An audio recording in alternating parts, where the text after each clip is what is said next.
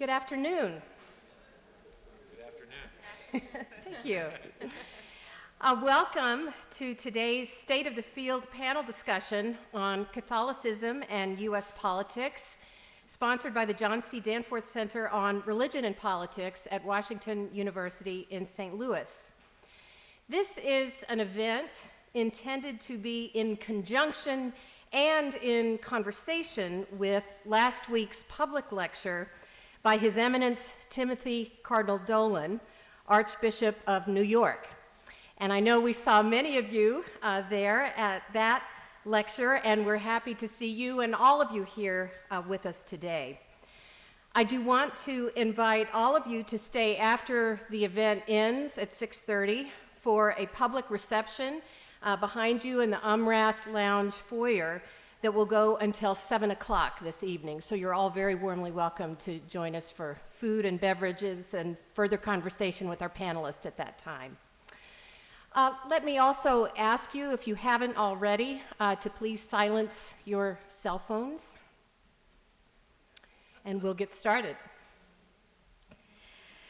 As the largest religious communion in the United States, Roman Catholicism is, and long has been, immensely influential in American political and civic life. From social justice issues to church-state debates, from questions about immigration to the death penalty, to the market economy, to sexuality and abortion, Catholicism has been central to shaping American public discourse and American political debates over matters of deep consequence to all of our lives. Catholics, once a small minority in a sea of American Protestants, have a proud tradition of dissent against U.S. values and assumptions, best known in noted figures such as Dorothy Day, Cesar Chavez, Simone Campbell and the Nuns on the Bus, and Daniel Berrigan, about whose applied Christianity, by the way, Senator Danforth's own daughter, Mary Danforth Stillman, wrote her undergraduate senior thesis at Princeton on Daniel Berrigan. Catholics have also, and increasingly, risen to high positions of power, from President John F. Kennedy to Vice President Joe Biden, to Supreme Court Justices John Roberts, Samuel Alito, Anthony Kennedy, Clarence Thomas, and the late Antonin Scalia, just to name the most obvious examples. On the ground, American Catholics are as diverse in their political views as in their ethnic backgrounds. They are not easily pigeonholed. We are grateful then to hear today from a nationally renowned group of scholars of American Catholicism and to ponder with them the contours of the current ecclesial and political landscape. Our first speaker today will be Timothy Matovina, who is professor of theology and co-director of the Institute for Latino Studies at the University of Notre Dame. He works in the area of theology and culture with specialization in U.S. Catholic and U.S. Latino theology and religion. Professor Matovina has authored over 100 essays and reviews in scholarly and opinion journals. He has also written or edited 16 books. Most recently, Latino Catholicism, Transformation in America's Largest Church, published by Princeton in 2012. The edited volume Virgilio Elizondo, Spiritual Writings, published by Orbis in 2010. And Guadalupe and Her Faithful, Latino Catholics in San Antonio, From Colonial Origins to the Present, published by Johns Hopkins in 2005. He has received numerous competitive grants and scholarly awards. Latino Catholicism has, for instance, won 5 book awards, including selection as a Choice Outstanding Academic Title for 2012. In addition to his scholarly work, Matovina offers presentations and workshops on U.S. Catholicism and Latino ministry and theology throughout the United States. Next, we will hear from Eugene McCarraher, an associate professor of humanities and history and associate director of the honors program at Villanova University. A professor at Villanova since 2000, he has also taught in the history or religion departments at Rutgers, the University of Delaware, and Princeton. His study of liberal Protestant and Roman Catholic social and cultural criticism, Christian Critics, Religion and the Impasse in Modern American Social Thought, was published by Cornell University Press in 2000. In addition to publishing scholarly articles in the Journal of the Historical Society, Modern Theology, and Modern Intellectual History, he has also written many essays and book reviews for such venues as Commonweal, Books and Culture, The Other Journal, Dissent, The Nation, In These Times, and the Hedgehog Review. He has been a fellow of the National Endowment for the Humanities and of the American Council of Learned Societies, and he has just completed the manuscript of a historical and theological reflection on capitalism entitled The Enchantments of Mammon, Capitalism as the Religion of Modernity.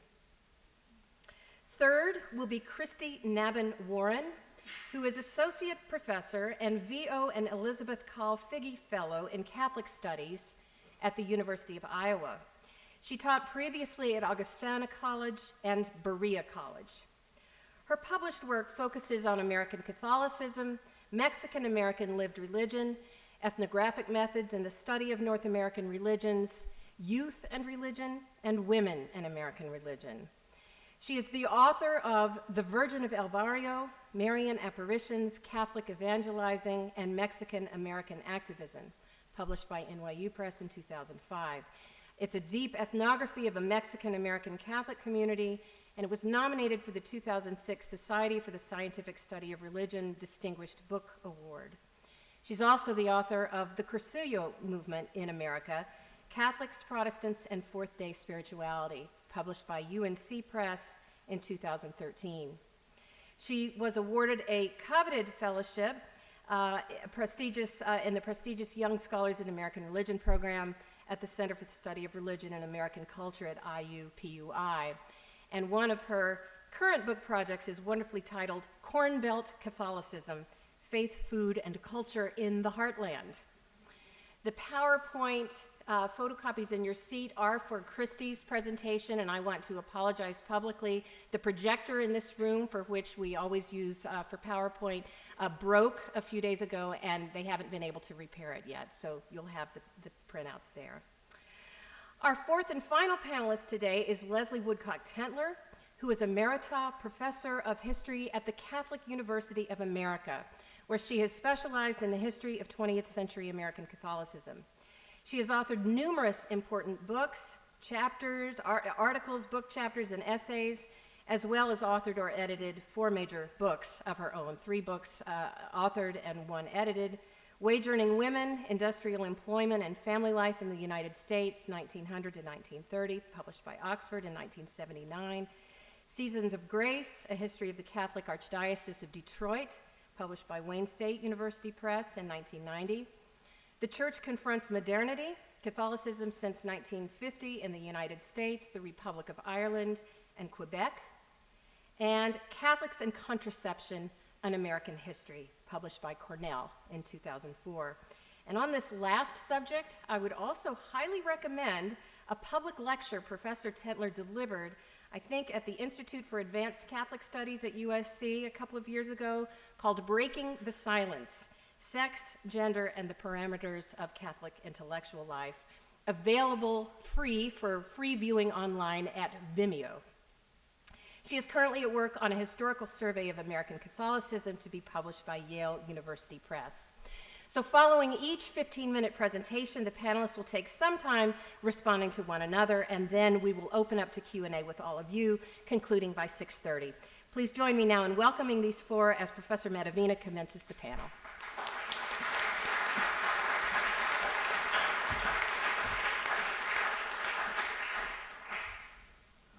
Thank you, Marie, and congratulations to you and all your colleagues on the Danforth Center. It's an honor to be here to speak to this audience and part of this work. The Danforth Center is very needed in academia and in this country, so it's an honor to be part of it, and congratulations on all you're doing to really launch the center and take it to new places. I want to let you know as well, all of us watched the tape of Cardinal Dolan We're not going to respond specifically to it. It seemed to be very self-contained and very well done, but we're all aware of what was said and the questions, and that will be part of the Q&A in any way that you want to bring it and tie it into what we're going to talk about today. I will speak from my own expertise, which is mostly Latino Catholics, and I'm going to make 2 points today. The political impact of Latino voters, it's a presidential election year, and the impact of Latinos on public Catholicism, the public face of the church. So first, Latino voters. The growing Latino electorate has been the subject of much debate. When George W. Bush won a higher percentage of Hispanic voters than any modern Republican presidential candidate in the 2004 election, his re-election, political pundits and strategists made controversial predictions about Republican voter realignment among Latinos. Dick Morris's bold assertion 3 days after the election exemplifies such claims. Morris said, "The biggest reason for Bush's victory was that he finally cracked the Democratic stranglehold on the Hispanic vote. Though John Kerry won a majority of Hispanic votes, Morris based his contention on estimates that Latinos' increased support for Bush since the 2000 campaign accounted for more than 3/4 of the president's 3.1% margin of victory in 2004.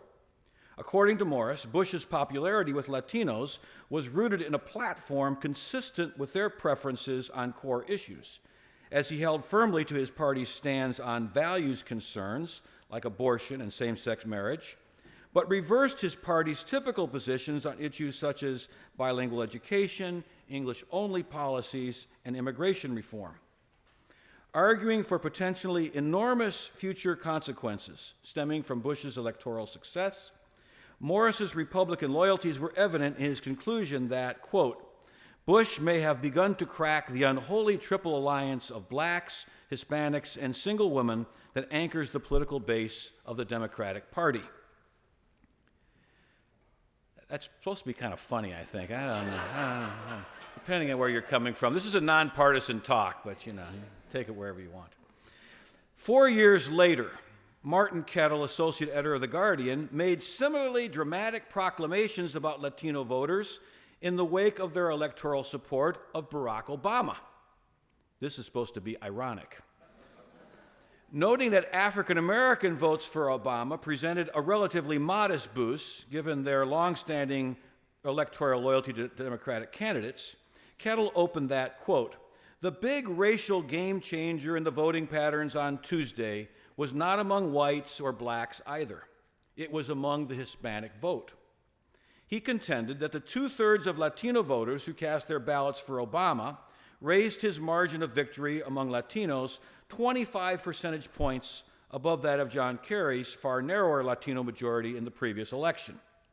Kettle concluded that the 2008 election is, quote, a signal about the kind of American political map that will take shape later in the 21st century, as Hispanic voters come to outnumber all others.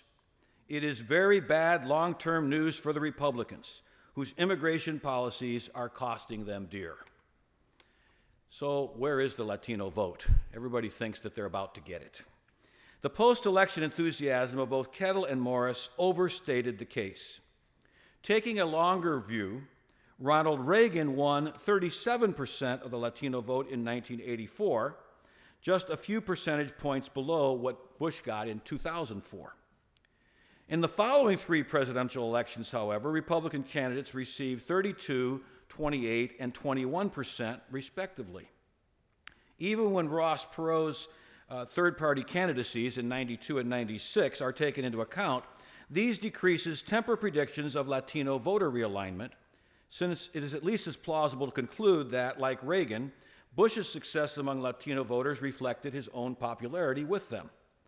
The longer view also suggests that the 31% of Latinos who voted for John McCain in 2008 and 27% for Mitt Romney in 2012 does not represent an irreversible trend of weaker electoral support for Republican presidential candidates. I'm suspecting that someone's going to say again this year the Latino vote's going to throw the election. I hope this will help you take a more long and I think a more balanced view of such claims. Latino voters cast 10% of the votes in 2012, the first time their participation reached double digits in the total electorate.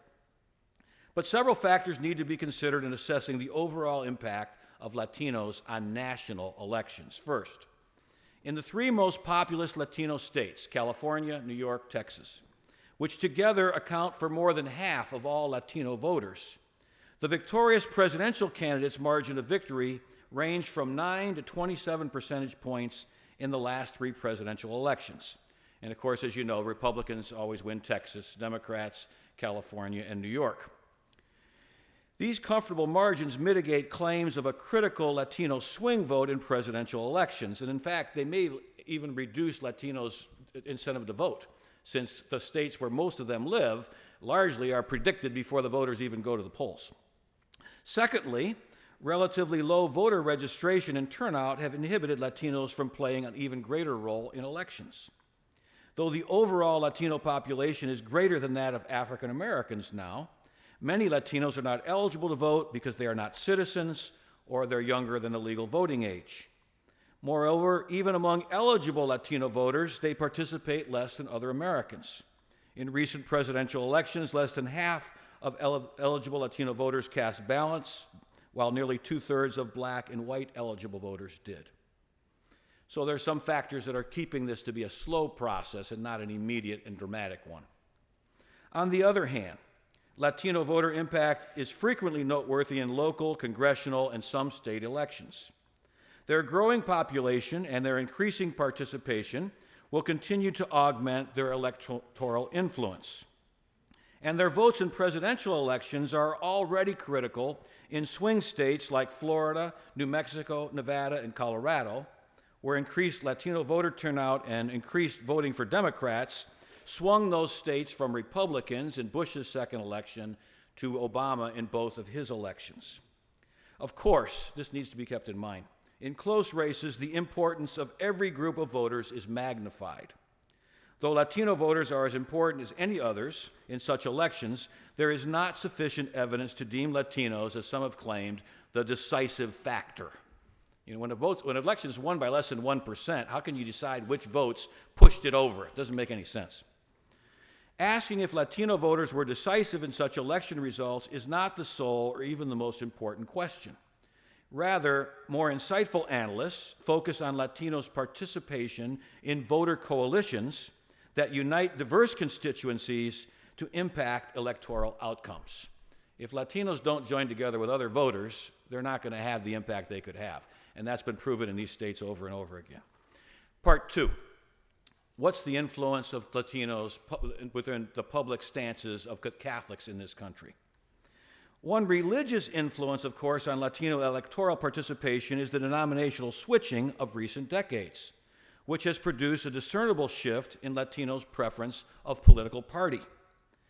Though survey results differ on partisan allegiance percentages, Latino Protestants, and especially evangelicals, are more disposed to the Republican Party than Latino Catholics. 4 recent surveys concur that, while the affiliation of Latino evangelicals is roughly split between the two major parties, Latino Catholics favor Democrats by a margin of 3 or even 4 to 1. The only major exception is Cuban Catholics, particularly the elder generation, among whom the inverse is true.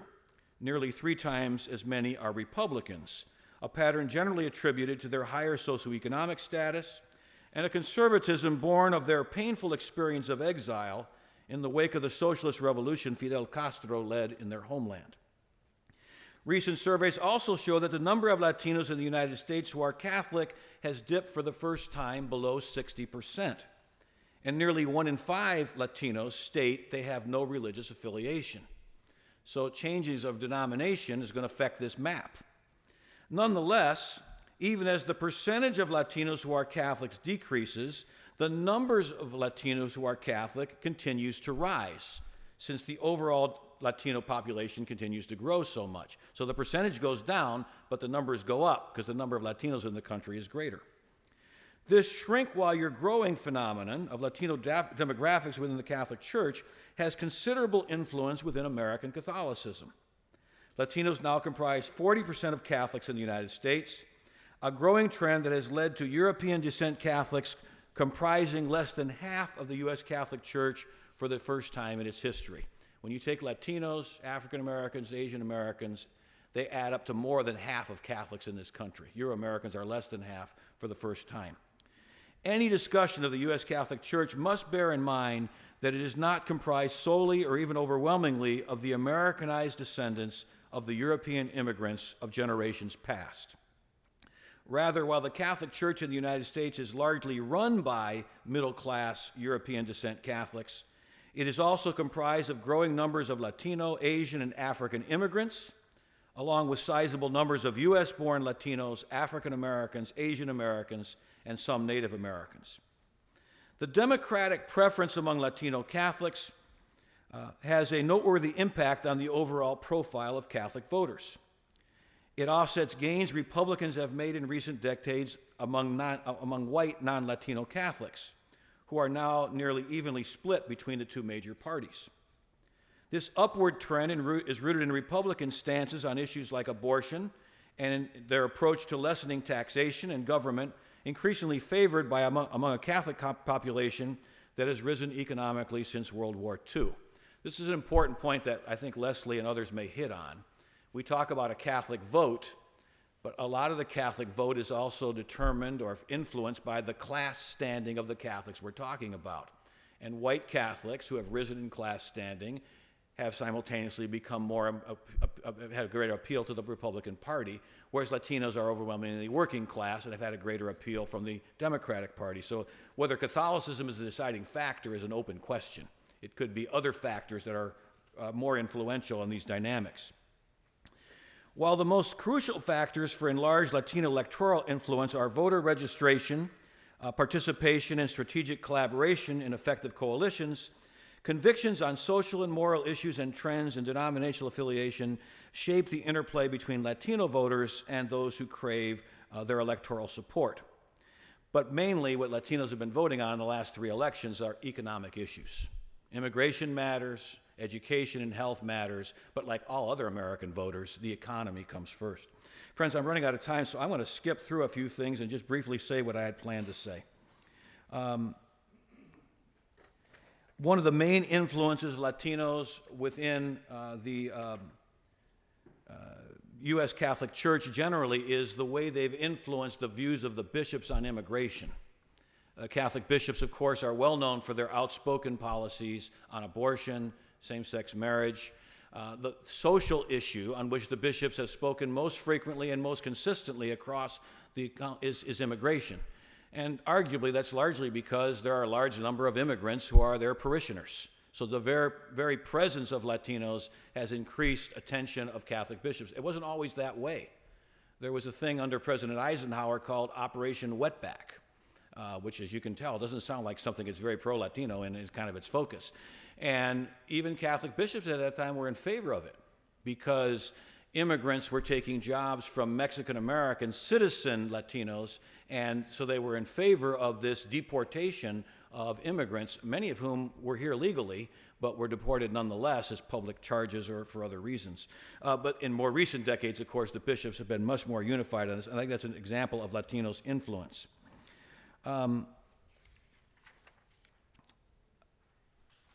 And I was going to say something about Latinos' influence on faith-based community organizations, church organizations which are nonpartisan but get involved in issues. There's over 200 of these now in the United States. And it was Latinos in San Antonio that helped pioneer the faith-based organizations that now influence many cities around our country. It's not partisan politics, but it's participation in public issues. Let me make a quick conclusion. Finally, at the most basic level, the growing Hispanic presence makes the ramification of moral and social issues more imminent in numerous parishes. Put another way, working class Hispanics have kept the United States Catholic Church from becoming an overwhelmingly middle class church. Employment, workers' rights, education, affordable health care, unintended pregnancy, dignity of immigrants, and so on, are what some of the critical pastoral concerns Catholic ministry leaders face in their day-to-day ministries.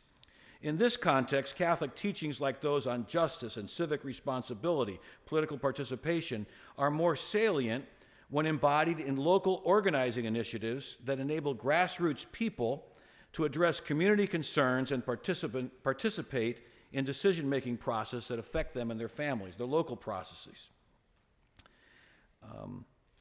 Arguably, the most significant contribution of Latino Catholics to public Catholicism is the various ways they illuminate that the sometimes harsh realities of everyday pastoral work are the ordinary means through which the Church lives its mission to transform lives, community, and society.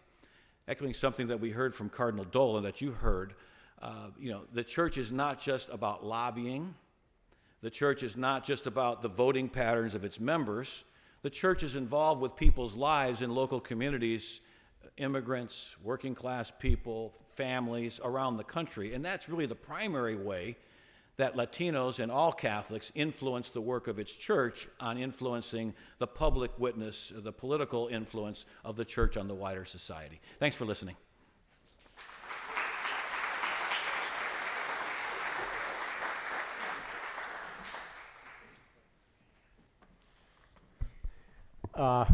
Good afternoon, or good evening. I'd like to thank the Danforth Center for inviting me, along with the rest of the panelists. My remarks are going to be mostly about Catholics in the area of political ideology. And I'd like to start by quoting a good Italian Catholic boy, and that would be Antonio Gramsci, not Antonin Scalia. We live in an era when the old order is dying, but a new one seems powerless to be born. In that interregnum, a variety of morbid symptoms appear. In that spirit, I'm going to advance three distinct but related theses. First, that popular Catholic politics reflects the unstable authority of neoliberalism, the old order whose senescence has given birth to the morbid symptoms of Donald Trump and Hillary Clinton. Second, that the vigorous invocation of Catholic social thinking is inadequate to the crisis of political imagination that characterizes our moment, and that inadequacy is nonetheless a sign of a striving towards something new. And third, that the success of the Sanders campaign, together with the new respectability of socialism in our political vernacular, suggests the need for a radical reformulation of Catholic thinking about society and political economy. Now, I want to be clear about what I mean by neoliberalism, because this is a word that gets thrown around quite often in our political vernacular, and I think it's very much misunderstood. Neoliberalism is often considered synonymous with deregulation of business. And its acolytes, though, have not sought to limit state power. This is important to understand. Neoliberals are not about limiting state power. They're about redirecting it in a different way toward the promotion and extension of market activity. Hence, the privatization of many state services, the reconstruction of those that remain public to resemble the institutions of private enterprise. This is where you get this phrase, running government like a business. The reduction of the state's welfare provisions and the dramatic enlargement of its capacities for coercion, punishment, and surveillance. And most critically, the insulation of the market from the scrutiny and interference of democratic politics. Now, as Margaret Thatcher's infamous statement once suggested, there is no alternative. Neoliberals have aspired to something even greater, which is a sort of, in military terms, full spectrum dominance over the political imagination, the erasure of any desire or conception of any alternative whatsoever to market capitalism. Where traditional liberals used to think of the market and the state as two distinct and antagonistic spheres, neoliberals aspire to remake the state along with everything else in the image and likeness of the market. Now, both major political parties continue, I think, to remain in thrall to neoliberalism, but that dominance is now under assault, or it's in the midst of reconstruction. Thus, I would contend, thesis one, that the politics of most white Euro-American Catholics reflects this turmoil of neoliberal hegemony. Let's consider white Catholic Republicans for a few moments. According to a very recent 2015 Pew Research poll, 53% of white Catholics identify as Republican, as opposed to 39% who favor Democrats. That's the largest spread ever in the history of Pew's polling. Indeed, white Catholics are now proportionately more Republican than white Protestants, either mainline or evangelical. Catholic Republicans think the GOP is too liberal on government spending, meaning, of course, government spending on social welfare, and it's too stingy on military spending. Of all Catholic Republicans, 54% think that Donald Trump would make a good or great president, 52% say this of Ted Cruz, and 51% say it of Marco Rubio. 76% support the construction of a wall between Mexico and the United States, while 61% endorse Trump's immigration plans. Now, it would be easy and not entirely incorrect to say that, judging from these statistics, over half of GOP Catholics have few or no problems with a racist, demagogic plutocrat. Most of the punditocracy's commentary about Trump has zeroed in on his unapologetic racism and misogyny. But Trump's appeal, I think, also points to the unsteady hegemony of neoliberal tenets. Now, surely, part of Trump's attraction stems from an American reverence for entrepreneurial achievement.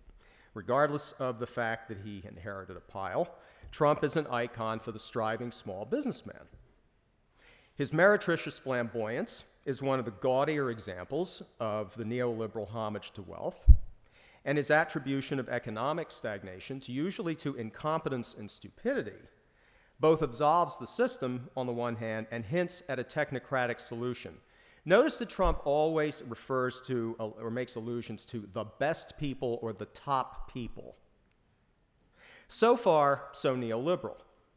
But his invocation of various class and racial resentments, his appeal to the dark-skinned specter of demographic inundation and cultural dispossession, and his apparent promise to use the power of government to do something about the deteriorating prospects for his working-class supporters.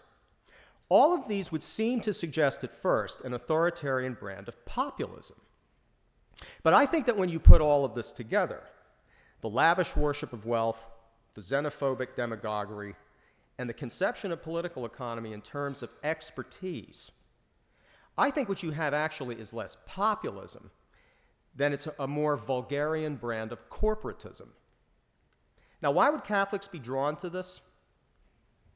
Well, for one thing, as Tim said, many middle-class Catholics, like their evangelical counterparts, consider capitalism almost to be a force of nature, right? It's part of the cosmic order. Protestants aren't the only Americans to subscribe to the gospel of wealth. Epitomized by the Catholic Crusaders for Capitalism at the Acton Institute, the Catholic gospel of wealth has developed rapidly over the last 4 gilded decades, as the descendants of white New Deal Catholics have found a home in Babylon. But there's more than one way to affirm capitalism. Trump has arguably tapped into something that's been dormant since the 1930s, when Father Charles Coughlin and his National Union for Social Justice concocted a very similar brand of little guy bootstrap capitalism, solicitude for the working class, and toxic anti-Semitism. What I'm calling Trump's corporatism resonates with a similarly paternalist ethos that characterizes one strand of Catholic social thinking among both intellectuals and the general Catholic public. With an alliance of capital and labor at its mythical center, corporatism represents an attempt to reconcile the dynamism of capitalist markets with the desire for social and personal stability. Like so many brands of populism, it fantasizes, in other words, a capitalism without conflict, whose tensions are inevitably shifted onto some scapegoat. Among Coughlin supporters, it was Jews. For Trump supporters, it's Mexicans and Muslims. Now, to me, this proves that corporatism, Catholic or otherwise, inexorably trends towards some kind of chauvinism. Those conflicts have to be displaced somewhere onto some malevolent other. But more to the point, I think it isn't simply that affluent white Catholic Republicans want to protect and legitimate their wealth. Working class Catholics in particular who endorse Trump see government not only as an instrument of racial protectionism, but also as the custodian of a working class that's been battered for 4 decades by neoliberal capitalism. It's not as though the party traditionally hospitable to working class Catholics has been doing much for them lately. The Democratic Party, that is, the other business party, the left wing of the neoliberal consensus, now distilled in the candidacy of Hillary Clinton. Clinton's political history reflects the harmonic convergence of finance capital, digital technology, and the culture industries. Despite her belated and I think disingenuous disavowals of many of her husband's achievements, Clinton's fidelity to neoliberal social and economic orthodoxy has been pretty adamantine. And that's not to mention the pronounced hawkishness of her foreign policy, both during and after her husband's presidency. Now, what do Catholic Democrats make of all this? Well, again, according to Pew, 69% of Catholic Democrats think Hillary Clinton would be a good or great president, while only 46% say the same thing of Bernie Sanders. Now, that's a 23-point difference. Support for Clinton among Catholics, however, seems to be more varied and softer than support for Trump among Republicans. Some see her as the lesser of the evils. Some affirm her success as a woman in fields traditionally dominated by men. Some identify with her lean-in establishment brand of corporate feminism. Some, I think inexplicably, see her as a genuine progressive, devoted to the welfare of the poor and the marginalized. Now, what does this fraught Catholic relationship with Trump and Clinton indicate? Well, on one level, I think it indicates one of the basic narratives of American Catholic history over the last 50 years, which is the entrance of white Euro-American Catholics into the entrepreneurial and professional and managerial ranks of corporate capitalism. But I think it also illustrates the impenetrability of a lot of white Euro-American Catholicism to what some have called the Francis effect. Francis may excoriate unregulated capitalism, but I, for one, don't see any decisive political or ideological resonance among a lot of American Catholics. Trump's fracas with the Pope doesn't seem to have diminished the fondness of Catholic Republicans for him, while Clinton's reconstructed neoliberalism seems to promise little more than a newfangled version of the fabled 1990s. And neither one seems to envision a political economy beyond neoliberalism. Certainly not Clinton, and for all his bluster, it seems to me neither does Trump. I think that his victory speech last week was very illustrative when his victory speech turned into an infomercial for many of his products. This is an indication of something when you are merging politics and commerce so completely. This is neoliberalism. So in other words, whether right-wing corporatist or centrist establishment in their politics, it seems to me that a lot of white Catholics or white Catholicism doesn't really pose any real alternative of any kind of neoliberalism. But some of you might be out there thinking, doesn't Catholic social thought represent such a sign of contradiction? I have many friends and colleagues who plead such a case. But, thesis 2, I remain unpersuaded that Catholic social thought, and I'm putting that in quotes, has either the coherence or the political traction to sustain any kind of resistance to neoliberalism. Take, for instance, Forming Consciences for Faithful Citizenship, the voter's guide published by the United States Conference of Catholic Bishops. We're told in this pamphlet that, quote, workers, owners, employers, and unions have a responsibility to work together to create decent jobs, build a more just economy, and advance the common good.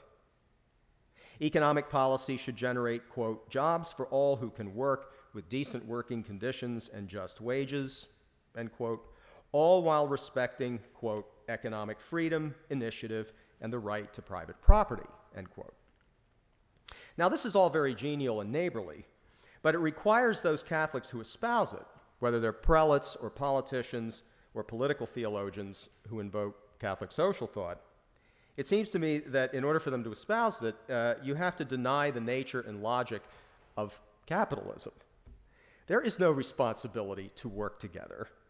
These groups inhabit a capitalist economic ecology, wherein economic freedom, otherwise known as competition, is the rule. Jobs for all and just wages are chimeras, as the nature and logic of enterprise is to accumulate capital for owners, not provide decent working conditions, just wages, or even jobs for that matter. I want to expand a bit on that last point because I think that technology is going to be one of the pivotal locations of political struggle in the next generation. Technological innovation under capitalism has always been about disciplining or dispossessing labor, cutting costs in the value-neutral, technocratic idiom of the business schools. And the current wave of automated production technology promises to render problematic the ideal of jobs for all who can work. Anybody who's read the statistics about the pace of automation and what is coming in the next wave of automation knows that this is a very real thing. The pace of automation is raising all kinds of urgent questions about the nature of employment, the meaning of work, and the political character of technological development. I don't see anything about this in the Voter's Guide. And what I see in Catholic social thought is mostly moralism about unbridled or unchecked technological progress with little, if any, attention to the promises and perils of automation. But bridling or checking technology, even if you stick to that sort of vernacular, would ultimately, it seems to me, mean critiquing capitalist property relations. In other words, that right to private property, so dear to Catholic social thought, might have to be rethought in a very unsettling way. That rethinking has in fact been going on, and the alternative vision that has broken through the firewall of consensus is something old but suddenly vibrantly new. Socialism, and note the quotes I'm putting on here. And I'll conjecture that the contest over its meaning is one of the most crucial ideological and political debates going on in our time. Now, Sanders exemplifies the amorphousness of this socialism in our contemporary political vernacular. He's called himself a democratic socialist, a social democrat, and a New Deal liberal. He's even called Pope Francis a socialist. But it's worth noting how Sanders defines the popes and therefore his socialism. So I want to read the full quote from that interview on Canadian television. The Pope, I could do a Sanders imitation. The Pope has a very, very radical critique of the hyper-capitalist system. He condemns the worship of money, the idolatry of money. He's calling on us to live our lives in a way that alleviates human suffering, that does not accelerate the disparities of income and wealth. Wealth should be used to serve people, not as an end in itself. Now, this is all in line with Sanders' speech at Georgetown last November. Now, note the opposition here, not to capitalism as such, but to hyper-capitalism. Note also the emphasis on conversion of heart and moral rectitude. Note what's not there: the abolition of wage labor, workers' control of production, and social ownership of productive property, all those things that we necessarily have usually associated with socialism. Now, it seems to me that these are pretty serious omissions. But that's why, thesis 3, the reappearance of and conversation about socialism could occasion a grand revision of Catholic thinking about social and economic matters. It's worth recalling at this point that Catholic social thought itself emerged in the 19th century in part as a response to the rise of socialism and anarchism. But where Catholic social thought has usually declared itself to be an antagonist of and a surrogate for these movements, I think we should consider the possibility that we might treat them not as competitors, but in a way as brethren, who have much to learn from one another. It's here, I think, that the most hopeful political promise of Catholicism lies. In other words, we need to take up again the oft-maligned witness and ordeal of liberation theology, a return of sorts to that spirit of Dorothy Day, Thomas Merton, and Daniel Berrigan. I think that's my 15 minutes of fame. Thank you.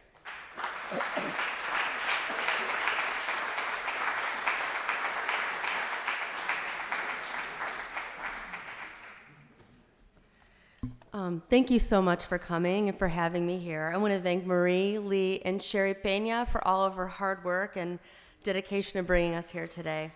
So you'll have, I won't be able to spend tons of time on each image, but I wanted you to have some images. How many of y'all been to Iowa before? Raise your hand. All right, so you have some images, yay, okay, but I just didn't want to assume, okay. Anyone who drives through the Midwestern region of the United States today will be sure to notice one thing: rows upon rows of corn. Whether it's green and stalky in the summer or brown sugar colored in the fall, corn dominates the Iowa landscape.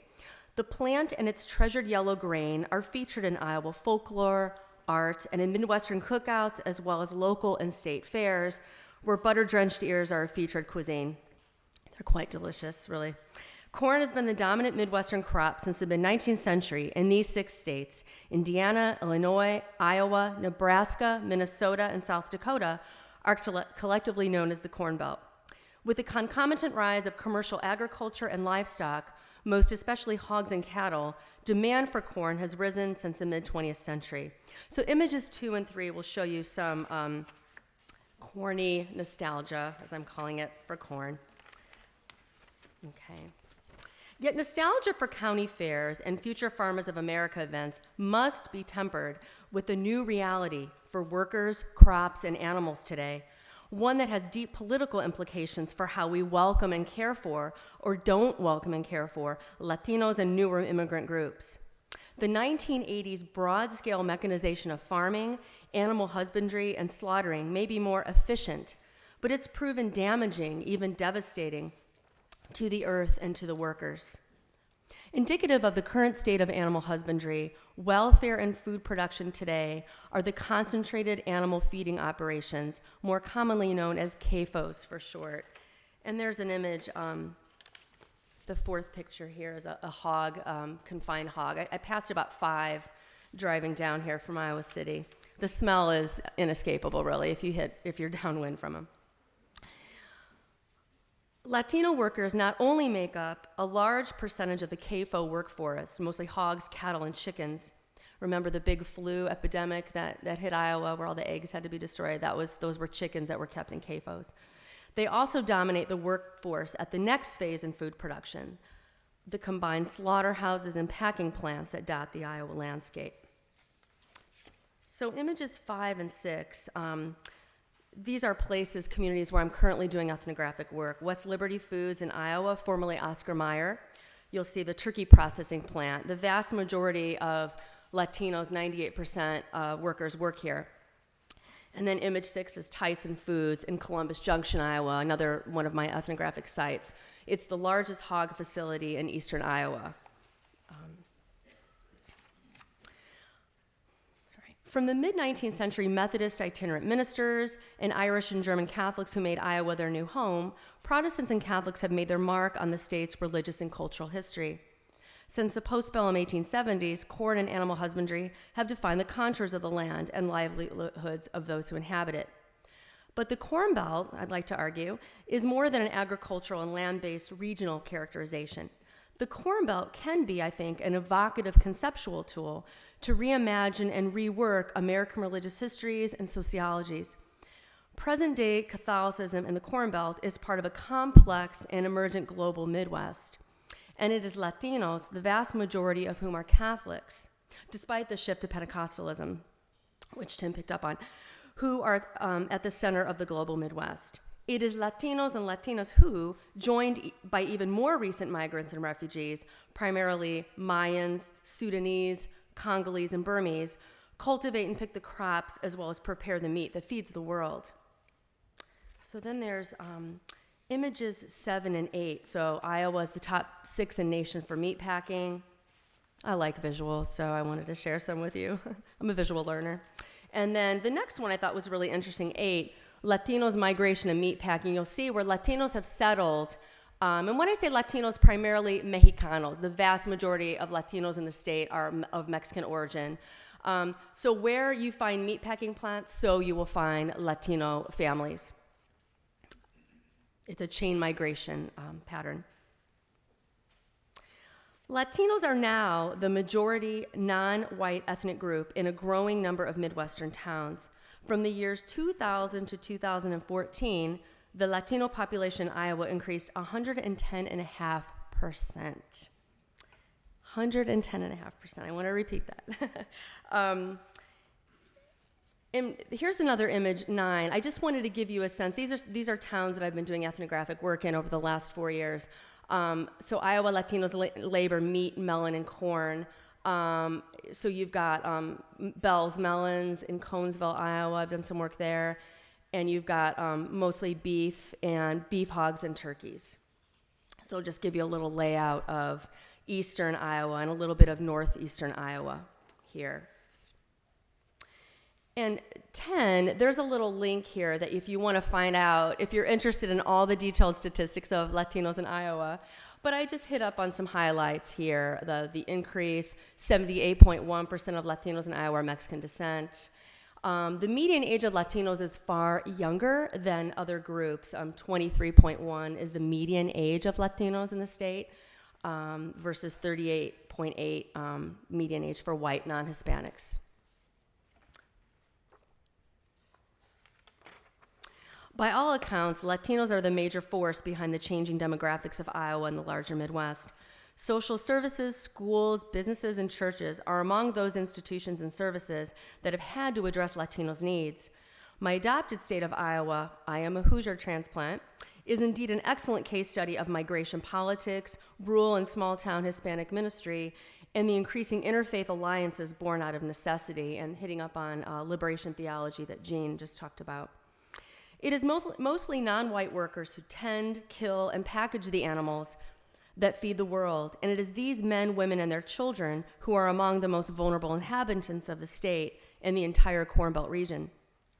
The Catholic Church in Iowa has taken notice. Increasingly, priests from around the state have become vocal leaders in what I'm calling a politics of inclusivity. Priests like Fathers Rudy Juarez, Greg Steckel, and Joseph Sia want to make their state and their parishes more inclusive places. They want to transform the minds and hearts of Iowans. Father Rudy, who's in Iowa City, has led pro-immigration rallies. Father Greg, who's in West Liberty, works closely with the West Liberty School and superintendent and city leaders. And Father Joseph has educated himself on ICE raid awareness and preparation. All 3 of these Eastern Iowa priests put themselves out in the public sphere and see themselves as advocates for their Latino and migrant Catholic parishioners. Moreover, these priests are reaching out of their theological comfort zones and are meeting with pastors from various Protestant denominations, including Baptists, Methodists, and Presbyterians, to work toward solutions. There's a popular slogan in Iowa today. Perhaps you've seen the stickers. It's on cars everywhere. We have one. ANF, short for America Needs Farmers. Well, if the priests I'm working with had their way, and they might, given their stalwart constitutions, they would create a new car sticker that reads, America Needs Latinos, ANL for short. I might run this by them, actually. So my current research is focused on Catholicism in Eastern Iowa. Here's a little graphic. I'm working mostly in these counties on the bottom, just to give you a sense. I'm working with parish ministries in these 3 places, and what I've discovered through my ethnographic research so far, past 4 years or so, has led me to declare that if the discipline of Catholic studies wants to understand the politics of migration and race relations in the church and broader American society, then it must move away from an urban-centric focus, a pre-1965 trend that is not, in my mind, keeping with current migration trends and realities. When we turn our gaze to the Midwestern part of the United States and the Corn Belt region more particularly, we can gain a deeper appreciation of how Catholics, priests, and laypersons alike are taking concrete measures to address poverty, racism, workplace discrimination, and abuse in their parishes and communities. The meatpacking, corn picking, and harvesting workers who provide food for all of us live in states like Iowa. And the rise of rural Catholic ministries and activist priests should not be a surprise to us, as it is keeping with U.S. Catholics' historic predilections to aid migrants and their communities. Many of today's Corn Belt Latino workers are documented, yet many remain undocumented, and some are on a temporary H-2A work visa program.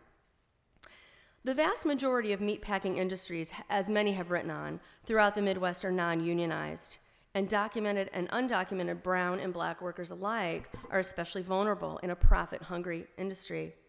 Workers are cast aside when injured, forced to sign medical waivers, and easily replaced by the waiting list of men and women hoping to make a decent wage. And the system pits ethnic groups against one another. And we're finding that in Columbus Junction, where the Latinos, many of whom have lived there for 20 years, are losing jobs out to the more recent Burmese migrants who will work for refugees, who will work for a lower rate.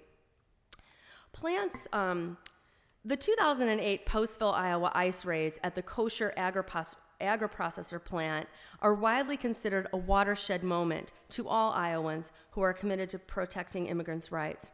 The raid, simply known as Postville, is cited by the priests with whom I work in the state as a watershed moment and as a call to action.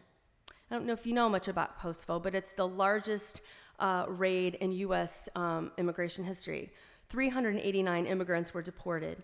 290 of those were undocumented Guatemalan origin, mostly Mayan speaking, and 93 were Mexican origin from Michoacan and other areas. As the largest ethnic minority in the state and the fastest growing, Latinos are positioning themselves as the future of the state as well as the Catholic Church, as my colleagues have commented on so beautifully.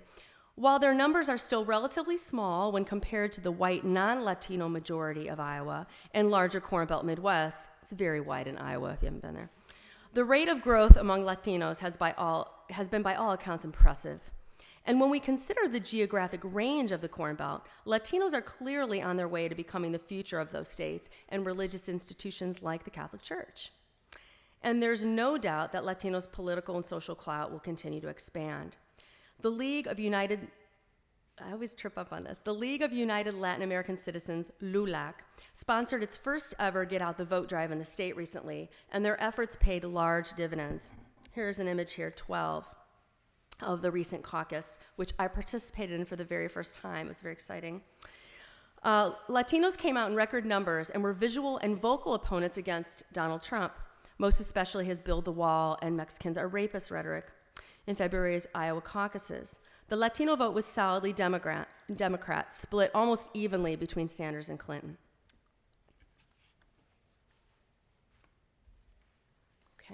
So we're on to 13. I know we're moving quickly, but I wanted to give you an example of some of the things that I'll be talking about. Father Joseph Sia was among the Eastern Iowa religious leaders to be deeply shaken and moved by the 2008 Postville raids. Father Joseph, a Filipino MD trained at the University of Manila, University of the Philippines, admits he was not sympathetic to undocumented, quote, illegal workers before the Postville raids. He wanted me to put that in quotes, by the way, so. And I gave you a quote by him, Father Joseph Sia. It would be the 14th image. I am an immigrant myself, and so this is Father Sia, and I came from the Philippines. I've had to deal with a lot of paperwork, and I suppose that this is why I was unsympathetic to the undocumented. I thought, well, why should they get their papers just like I did? My eyes were opened after I took a tour of the Tyson plant here in town with other members of the Ministerial Association. It was 2008, literally right after Postville. I saw how incredibly difficult the work is, how dangerous, how horrible it is. I've had a tour of it too. It's pretty awful.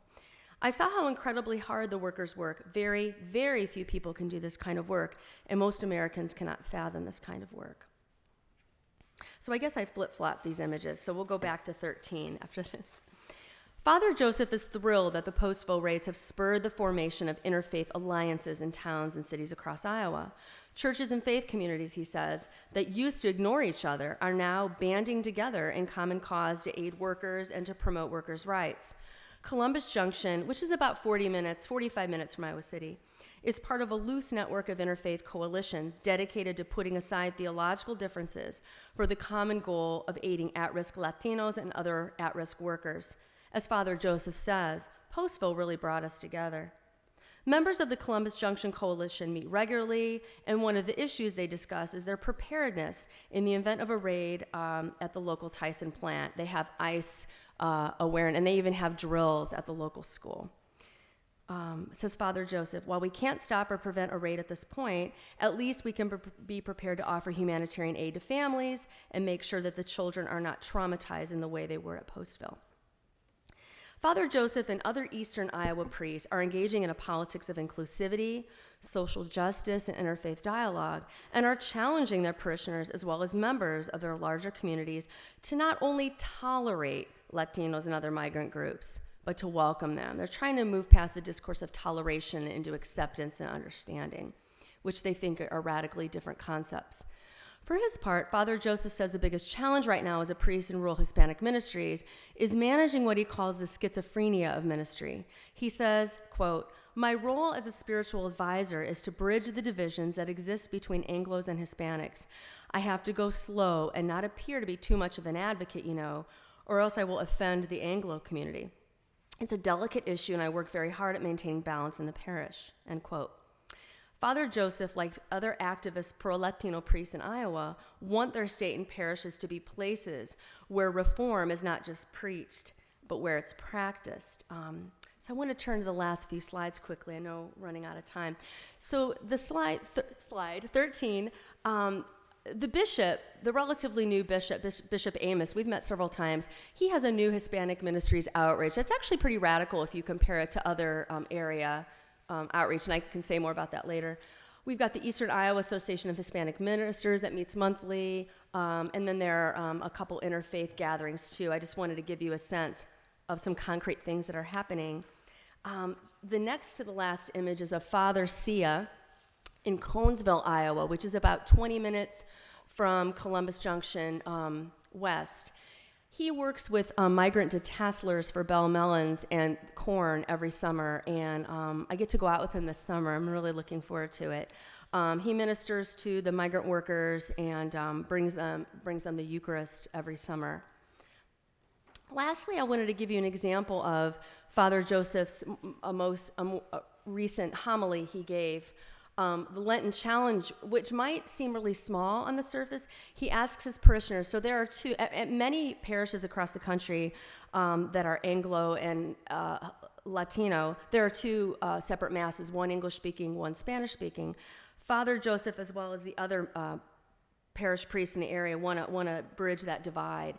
And so his Lenten challenge for his parishioners are for those who attend the first Mass, which is in English, to attend the second Mass in Spanish and vice versa. So I really like this here, and I just want to read this last part out to you. I know the situation out there, and this unfortunately has been magnified by some politicians, especially during this campaign period. They can debate about it on national TV and talk about it in Washington, but here in CJ, that was his acronym, is where the rubber hits the road. We all experience it every day, as we have in the past 30 years or so, especially those of you who have been living here a long time. The situation is not simple, and there is no easy solution, but it is not only a political situation, it is a situation in our church. That's why I'm talking about it here. Jesus Christ tells us to love one another, and one way we can do that is to get to know each other right here in the church and break down that border between the masses and our church as a safe place to have that encounter. So I just want to end there on Father Joseph's words, and so I'll pass the mic. So, okay.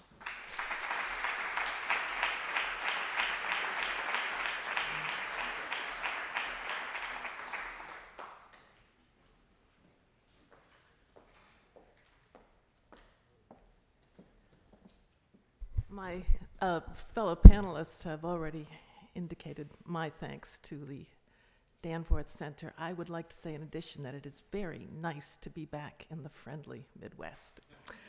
One of the few joys of growing older lies in one's memories becoming the stuff of history.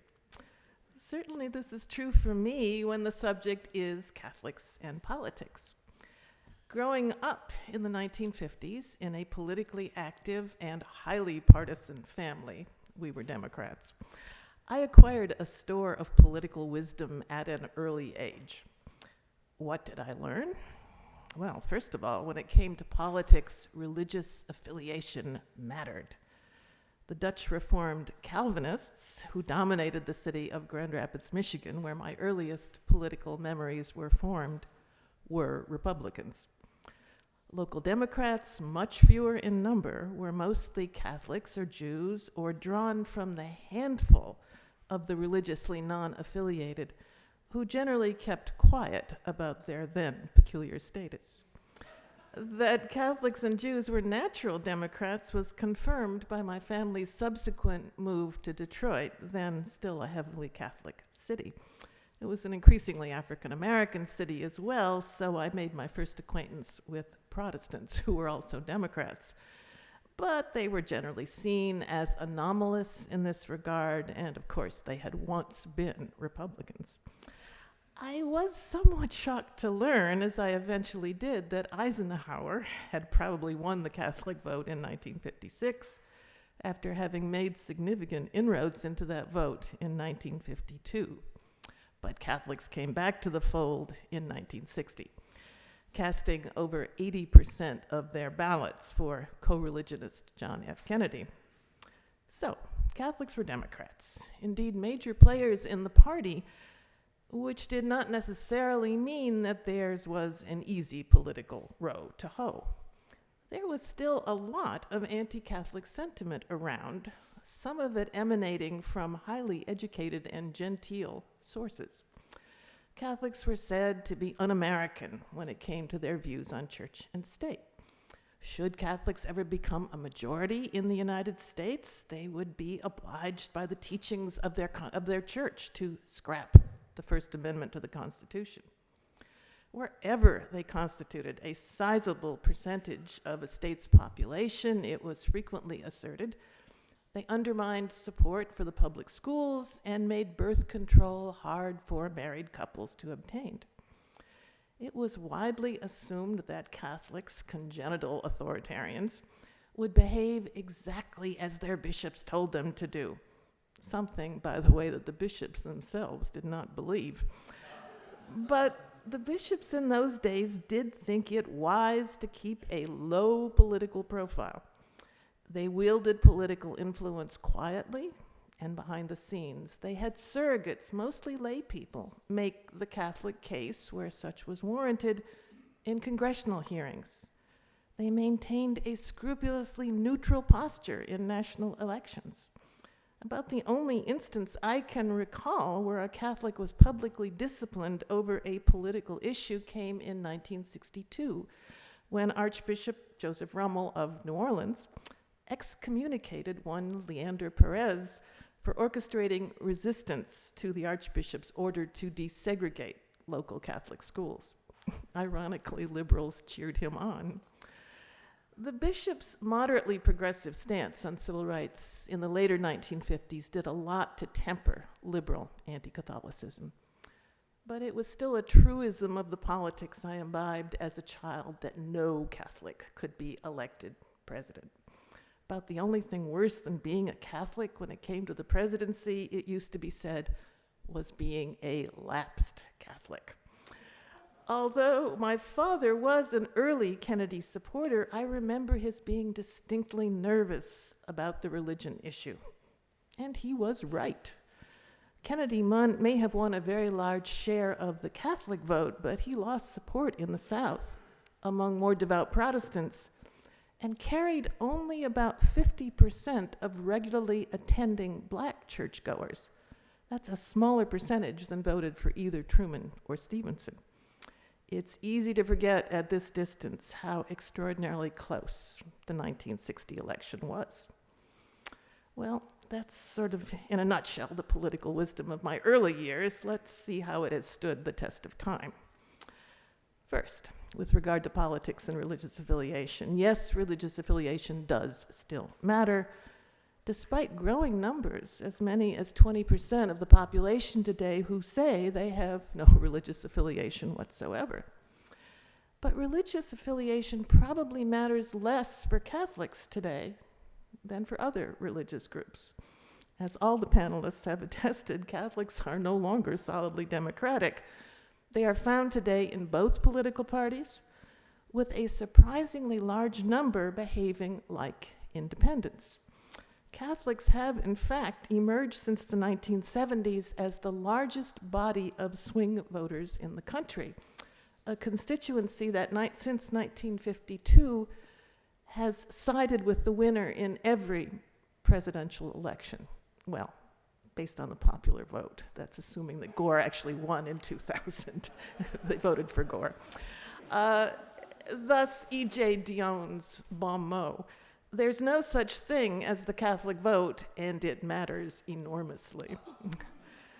The independence of the Catholic electorate in recent decades rather strongly suggests that the nation's bishops can no longer deliver the Catholic vote, if in fact they ever could.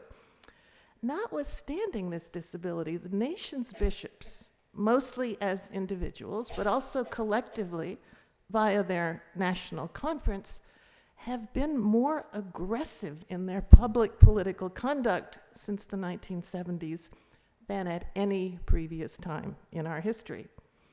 Initially, their new political assertiveness was nonpartisan in the sense that they criticized both political parties. The bishop's high-profile championing of a human life amendment to the Constitution in the years after Roe v. Wade was widely read as a tacit endorsement of Ronald Reagan in 1980. But their 1983 pastoral letter on nuclear arms and their 1986 letter on the requirements of a just economy, both of which received enormous publicity, were vigorously critical of Reagan's political agenda. After the 1980s, however, a more conservative episcopate increasingly treated abortion as the issue that trumped all others, downplaying the social justice concerns that had long been central to the political agenda of the Bishops' Conference. Even in 1984, New York's Cardinal John O'Connor was willing to state publicly, with reference to Geraldine Ferraro's vice presidential candidacy as a pro-choice Catholic, that he did not see how a Catholic could, in good conscience, vote for someone who explicitly supported abortion. Many more bishops made the same argument in 2004, when John Kerry was the Democratic candidate. Some went so far as to deny communion to Kerry for his pro-choice views, should he attend Mass in their diocese. The Bishop of Colorado Springs went even further, asserting that voting Democratic would, in his view, be matter for confession. Despite the unprecedented nature of this behavior and the very real reservations some bishops had about it, the Bishops' Conference endorsed such actions as a proper exercise of a bishop's pastoral authority. More recently, we saw the Bishops' Conference, whose predecessor body first called for subsidized health care back in 1919, emerge as a principal opponent of President Obama's health care reforms on the grounds that Obama's program might facilitate access to abortion. The current dispute over the provision of contraception is, in my view, really about abortion too. The bishops, to my mind, clearly fear that a future administration might order employers to provide insurance that covers abortion as well as birth control. I think they're trying, via the dust-up over contraception, to head off this eventuality. Cardinal Dolan might dispute me, but that is my opinion. Now, should the bishops of my childhood have behaved in comparably partisan fashion, it would have fueled anti-Catholic sentiment to such a degree that Kennedy might well have been unelectable. But despite the bishop's unprecedented conduct, being Catholic is no longer a barrier to the presidency, especially for Republicans. Even under Pope Francis, a Democrat could expect to take some episcopal flack. Even being a lapsed Catholic is no longer a handicap. If we judge by the careers of Sarah Palin, John Kasich, and even Marco Rubio, who may have come back to the one true church, but still keeps a pretty visible foot in the evangelical camp. No Catholic running today, however, can expect to get anywhere near 80% of the Catholic vote. John Kerry, lest we forget, lost the Catholic vote in 2004. So, what explains these changes? Well, as Tim pointed out, Catholics themselves have changed. White Catholics today are richer, older, better educated, and more ethnically homogeneous than they were in the 1950s, when a good many Catholics were still working class and had ties to the immigrant generation. Hispanic Catholics, by contrast, are younger and poorer than the national average, and intimately connected to the immigrant experience. They are also heavily and reliably democratic, as opposed to Hispanic evangelicals who often trend Republican. The Catholic Church has lost much of its visible otherness as a result partly of reforms emanating from the Second Vatican Council, no more Latin Mass or nuns in full habit or lines at confession on Saturday night. Catholics today attend Mass much less frequently and evince far less doctrinal conformity than in the 1950s, and they marry non-Catholics at a far higher rate. White Catholics today, in other words, are more like other Americans than at any time in our national past, and their demographic profile suggests that many of them are natural political independents. Changes like these have had the effect of radically diminishing anti-Catholicism, which hangs on only in the oddest and most remote corners of our culture. Popes today receive bipartisan invitations to address joint sessions of Congress. Imagine such being tendered to Pius XII. When John Kerry ran in 2004, he was chided by Republicans for paying insufficient attention to the teachings of the Holy Father. When John Kennedy ran in 1960, he had to assure voters that if elected, he would pay no heed to the Pope. But it's not just Catholics who have changed. American politics have changed as well. The Catholics of my childhood were New Deal Democrats. The chief business of government, as far as they were concerned, was maximizing economic security for ordinary people like themselves, by which they meant people living in two-parent families with the father as principal breadwinner. Virtually every New Deal program was premised on the assumption that such family arrangements were and ought to be the norm. Progressive Catholics spoke in terms of a family wage, a rate of pay sufficiently generous that a working man could support a non-employed wife and numerous offspring. Issues pertaining to sexuality and gender, highly divisive in recent decades, almost never surfaced in political discourse, despite the fact that the laws governing sexuality and gender, all of them enacted at the state level, were highly restrictive, not just by our standards, but even by the standards of the 1950s. In most states, a divorce could be obtained only on very limited grounds. Abortion was prohibited in nearly all circumstances. Homosexual conduct was illegal. And access to contraception was still in some states difficult, especially for the unmarried. Very few politicians were eager to press, however, for reform in these sensitive areas. Democrats were particularly unwilling, given their numerous Catholic constituents. Well, as you all know, American politics, particularly the liberal variety, were reoriented over the course of the 1960s towards a rights-based individualism, which privileged claims for justice based on race, gender, and eventually sexuality rather than class. Catholics who voted Democratic in both 1964 and 1968 did generally support the great Civil Rights Acts of 1964 and 65, which mainly impacted the South, where relatively few Catholics lived. But there was real division among Catholics over open housing legislation, which less affluent Catholics in particular often opposed. Racial tensions, which we haven't talked much about, have a lot to do with the rise of the so-called Reagan Democrats, who were mostly working-class Catholics. But in my view, it was tensions over abortion, especially after Roe v. Wade, that does most to explain the migration of Catholics into the Republican Party that was evident by 1980 and the general loosening of Catholic bonds to the Democrats. Not that a majority of Catholics today favor a reversal of Roe v. Wade.